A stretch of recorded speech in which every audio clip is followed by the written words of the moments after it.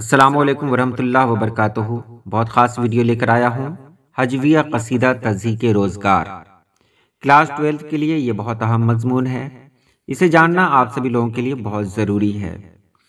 किताब में आपने इसके बारे में देखा है, पढ़ा है, तो चलिए आगे जानते हैं।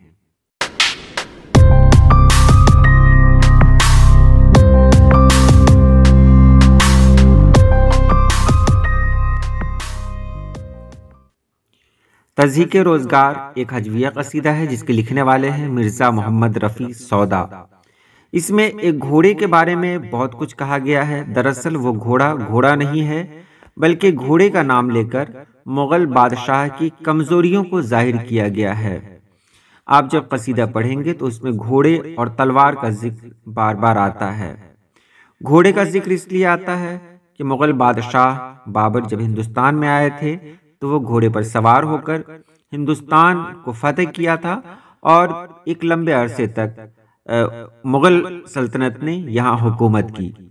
लेकिन एक दौर ऐसा भी आया जब बहादुर शाह जफ़र का दौर था, तो उस वक्त मुग़लिया हुकूमत काफ़ी कमज़ोर हो गई।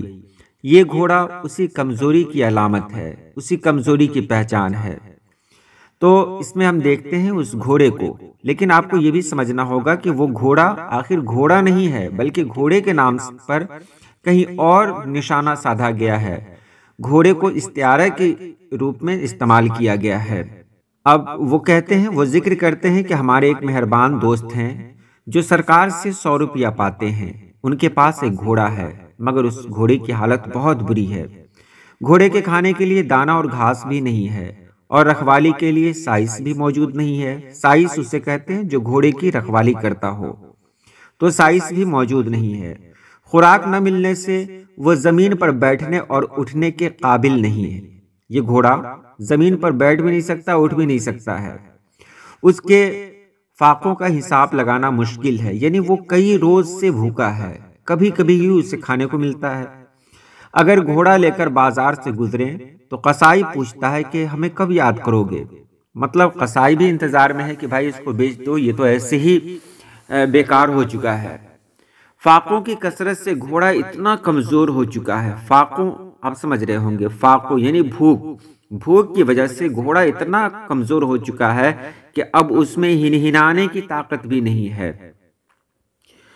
अब इस कमजोरी की वजह से अब वो कहीं जा भी नहीं सकता है। घोड़े के जिस्म पर जख्म है जिस पर मक्खियां बैठती हैं, और जो दुनिया के लोग हैं वो चाहते हैं कि या अल्लाह ये घोड़ा या तो मर जाए या कहीं गुम हो जाए या कोई चोर ही इसको चुरा कर ले जाए।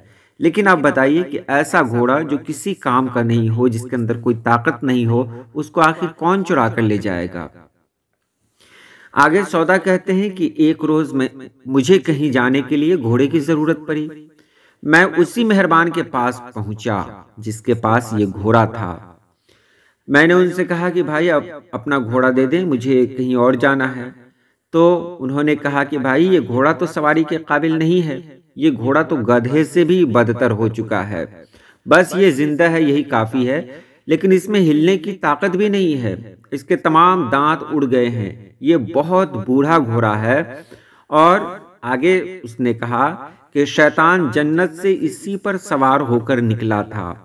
अब इसकी हालत बहुत बुरी हो चुकी है। ये किसी की मदद नहीं कर सकता, बल्कि ये किसी की मदद के सहारे, मदद के बगैर चल भी नहीं सकता। अब देखिए इसमें क्या इशारा किया गया है। मैंने पहले ही कहा कि वो घोड़ा घोड़ा नहीं है, बल्कि मुगल सल्तनत की जो हुकूमत है उसकी बुराइयों को यहाँ जाहिर किया गया है, उसकी कमियों को जाहिर किया गया है। कि घोड़ा, जाहिर सी बात है, घोड़ा अलामत है बहादुरी का, बहादुरी की अलामत है। घोड़ा एक जंग की अलामत है। और मुग़ल बादशाह की हालत क्या हो गई थी, मुग़ल हुकूमत की हालत क्या हो गई थी, मुग़ल सल्तनत की जो हालत थी वो बहुत बुरी हो चुकी थी। आखिरी दौर में मुग़ल हुकूमत में जो भी लोग थे वो सभी लोग सुस्त हो गए थे। उन्हें किसी चीज़ से कोई मतलब नहीं रहा। दिन भर घर में पड़े रहते, घर में बहुत सारे खेल हुआ करते, शतरंज वगैरह, बस उन्हीं खेलों में उलझे हुए रहते। तो कहा गया है कि ये घोड़ा बिल्कुल मुग़ल सल्तनत की तरह ही है। अब देखिए आगे है कि ये घोड़ा तो ले लिए और घोड़ा लेने के बाद ये बाहर पहुंचे, बाहर निकले। तो बाहर निकलने के बाद वो घोड़ा एक कदम भी आगे नहीं बढ़ा। एक कदम आगे बढ़ता था फिर वहीं रुक जाता था। तो कुछ लोग वहां पर जमा हो गए और हंसी हंसी में ही किसी ने कहा कि भाई इस घोड़े में एक पहिया लगा लो, शायद पहिए की वजह से ये चल पड़ेगा। ये कसीदा यहाँ पर ख़त्म हो जाता है, लेकिन इसमें बहुत सारे सवाल छोड़ जाता है। मैंने पहले ही कहा था कि इस कसीदे के ज़रिए मुग़ल हुकूमत पर निशाना साधा गया है, मुग़ल हुकूमत पर तंज किया गया है कि मुग़ल हुकूमत जिसकी पहचान घोड़ा थी, लेकिन क्या हुआ, मुग़ल हुकूमत ने अपनी पहचान खो दी। घोड़े की पहचान किससे होती है? घोड़े की पहचान उसके दौड़ने से होती है, उसकी ताकत से होती है। वो घोड़ा जब बूढ़ा हो जाए, वो घोड़ा जब सुस्त हो जाए, तो फिर उसकी क्या पहचान हो सकती है?